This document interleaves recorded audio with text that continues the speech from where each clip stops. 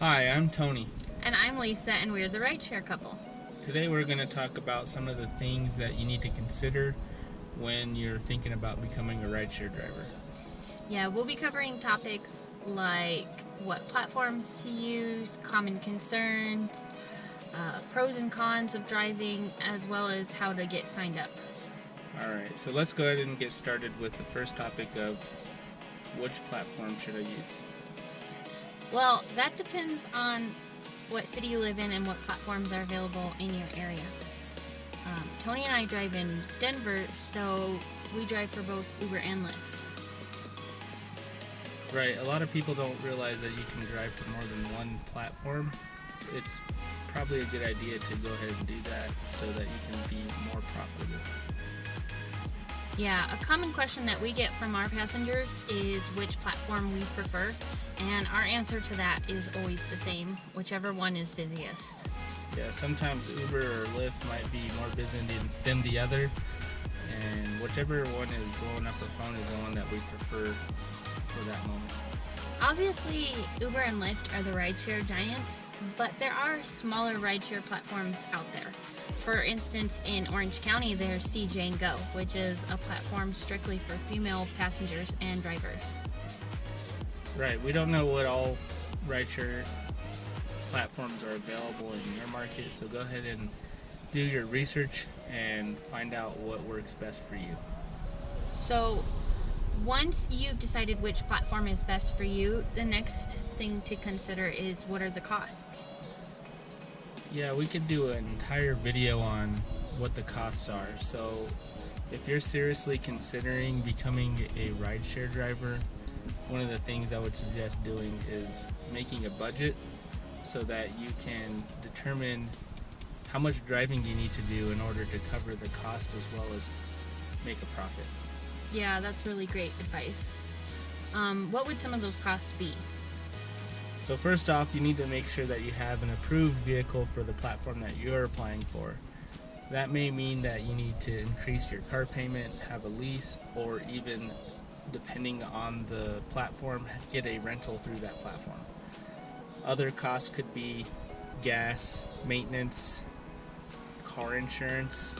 Also, think about cleaning and detailing. And then one of the first cost you'll incur is actually getting registered. Right. The costs to get registered vary state to state. For instance, here in Colorado, we have to get a medical examination, but that's not the law everywhere. If you do have to get a medical examination, you have several options. You can go through your primary care doctor, and that cost will be specific to you. We got our medical examinations done by Uber, and that costs $50, and they deducted $25 out of our first 2 weeks' earnings. Right, and then you have the actual cost of a vehicle inspection, which could be free here in Colorado for Lyft. A lot of places do them for free. In the Greenlight Hub for Uber, they charge various fees. When we signed up, it was $25.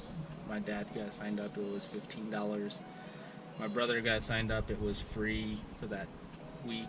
So just do your research on what the cost of the inspection is if you need one. So, a good thing to note here is that if you get a medical examination through Uber, Lyft will accept that. Likewise, if you get a vehicle inspection through Lyft, Uber will accept it. So you only incur these costs once across all the platforms. Right, so we don't know what platforms are available to you. If it's outside of Uber or Lyft, you're going to have to do some research on that and find out what the costs are for you and your rideshare platform. So let's talk about some common concerns people may have with rideshare driving. All right, one of the biggest concerns that we hear about is safety. For sure, this was a huge concern of mine, especially as a female driver. I have not felt unsafe with my passengers, but I also have put rules in place to ensure my safety. If you're interested in getting more information about driver safety, you should check out our website, ridesharecouple.com. I wrote a blog on this exact subject. Yeah, so you should always be prepared to protect yourself. I don't think that driving for rideshare actually increases your chances of being attacked than your normal everyday life does. Something to consider is that the media is going to cover stories of people committing crimes, not people being normal law-abiding citizens. So while we do see videos of passengers attacking their drivers, this is not the norm for the thousands of other riders who behave properly.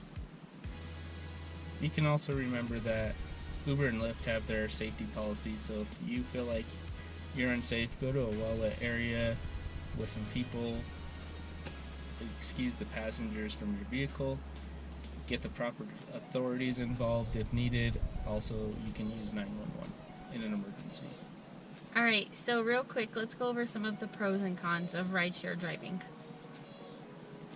One of the biggest pros for me is being able to be my own boss, which gives me the flexibility to make my own schedule. Yes, I love the flexibility to decide when I drive. We have kids, so as a mom, this is a fantastic career, a great way to make extra money as well as being available for our children. If we need time off, we don't have to ask for it. I think another pro for me would be meeting new people. Driving rideshare definitely brings people into your life that you wouldn't otherwise meet. I'm a social person, so I love meeting new people and talking to my passengers, learning about their lives. I just think it's so fascinating. Driving a rideshare is a fantastic way to network. That's right. If you have another business, you can network and market your products to some of your passengers, and I've been able to trade my business card with other passengers. What would be another pro? Another pro for me is that I control my income. I don't have a cap on what I can make, so if I need more money, I'm in direct control of that. Obviously, there are certain rules and regulations that we as drivers have to follow when it comes to the amount of hours that we put in, but it's true that we have a greater control over our income than if we worked a traditional job. Alright, so let's go ahead and discuss some of the cons, because like all careers, rideshare does have its downfalls. A con for me is that it's not always busy. I typically drive during the day, and sometimes I will sit for a while without a single ride request.